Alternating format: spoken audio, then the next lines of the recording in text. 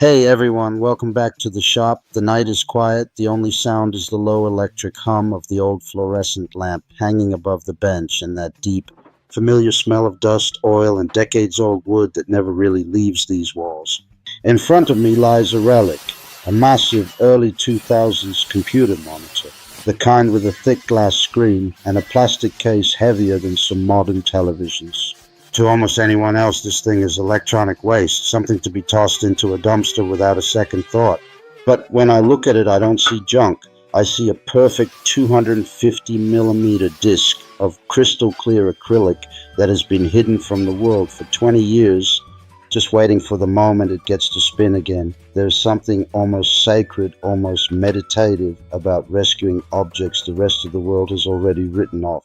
This monitor once sat on someone's desk while they sent their first nervous emails, watched grainy YouTube videos at 360p, laughed at stupid memes, maybe even edited their wedding photos.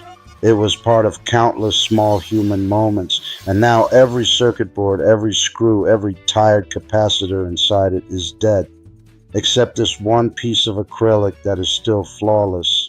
Tonight, that forgotten piece becomes the heart of a real workshop machine, a disc sander that will quietly, faithfully smooth wood long after both it and I are gone. We're not building this because I can't afford a factory-made sander.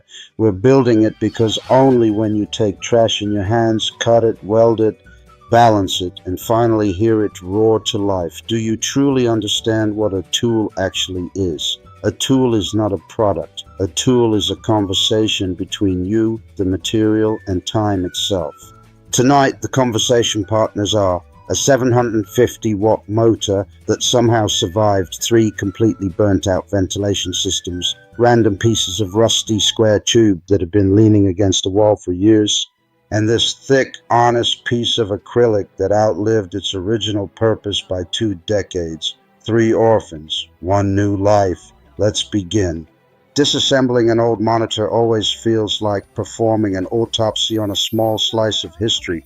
You remove screw after screw, the plastic creaks and sighs like it's reluctant to give up its secrets, and finally you lift away the shroud. And there it is, 8 millimeters of perfectly clear acrylic, untouched by scratches, untouched by sunlight for 20 years. I run my finger across the surface and it's cold, almost icy, but completely brutally honest. This material never pretended to be anything it wasn't. It just waited, cutting a perfect 250 millimeter circle without a CNC or a laser is an act of pure trust.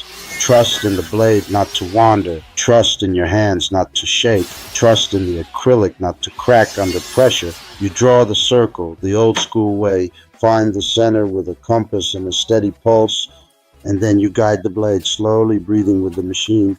When the disc finally drops free, it lands on the bench with a soft, satisfying thud, the exact sound something makes when it is born for the second time. Down on the floor waits the motor. It looks tired, covered in dust and old grease, but when I cleaned the bearings last week, it spun as smoothly as the day it left the factory. 750 watts, 2800 RPM, raw, uncomplicated power. Enough to turn impatience into dust in seconds. I build the frame from 20 by 20 square tube that has been rusting peacefully behind the garage since who knows when.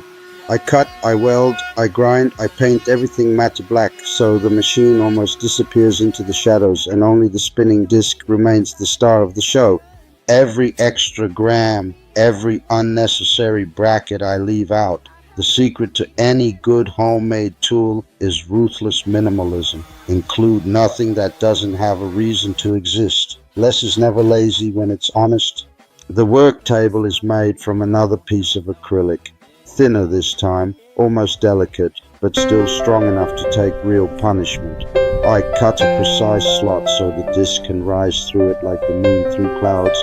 Then I add the angle adjustment, a couple of slotted brackets, a wing nut, and suddenly it tilts smoothly from 0 to 50 degrees. Nothing here is over-engineered. Nothing is fragile. It's crude, honest, and accurate to within half a degree, exactly what you need and not a single thing.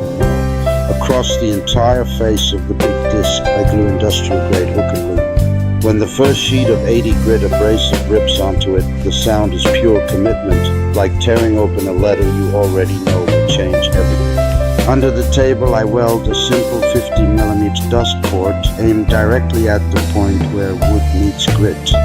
Later, when a shop vac is connected, the storm of sawdust will vanish before it even learns your name. Clean work is respectful work. The first power-up is always the moment of truth. The disc wakes, slowly finds its balance, then suddenly screams into full voice. For a split second, I'm afraid the acrylic will explode into 1,000 shards, but it doesn't.